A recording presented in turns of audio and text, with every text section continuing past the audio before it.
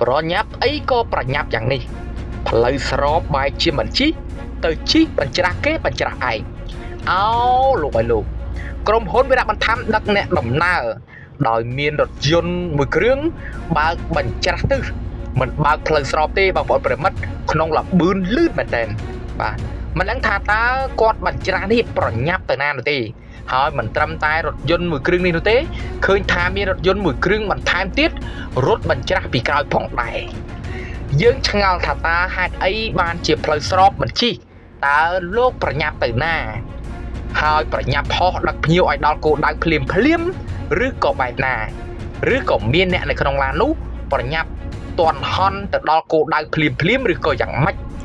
បានជាផ្លូវស្របមិនជីទៅជីផ្លូវបញ្ច្រាស់ទិសយ៉ាងដូចនេះហើយសួរថាបើសិនជាជួបគ្រោះថ្នាក់ចរាចរណ៍ជាយថាហេតុណាមួយតើខុសឬត្រូវបាទតើខុសឬត្រូវបើយើងបើកបញ្ច្រាស់ទិសយ៉ាងដូចនេះរូបភាពវីដេអូខាងលើនេះគឺពលរដ្ឋបានផ្ញើមកដល់អង្គភាពសារព័ត៌មាន CCN TV ព័ត៌មានប្រចាំថ្ងៃយើងនៅពេលថ្មីនេះដោយបានពឹងពាក់ដល់អង្គភាពយើងឲ្យជួយផ្សព្វផ្សាយផងថាការពារកុំឲ្យមានរថយន្តផ្សេងបើកបញ្ច្រាស់ទិសយកគំរូដោយរថយន្តដឹកអ្នកដំណើរវិរៈបន្ថែមមួយនេះបាទបងប្អូនយល់យ៉ាងណាដែរចំពោះការបើកបររបស់ក្រុមហ៊ុនវិរៈបន្ថែមដែលជារថយន្តដឹកអ្នកដំណើរមួយគ្រឿងខាងលើនេះយើងឃើញថាគាត់បើកបញ្ច្រាស់ទិសឲ្យក្នុងលបឿនលឿនមែនទែនហើយបើសិនជាជួបគ្រោះថ្នាក់ចរាចរណ៍ជាយថាហេតុណាមួយច្បាស់ណាស់មិនរស់នោះទេមនុស្សបងប្អូនបាទព័ត៌មានមួយនេះខ្ញុំបាទក៏សូមធ្វើការបញ្ចប់នៅតែប៉ុណ្ណេះសិន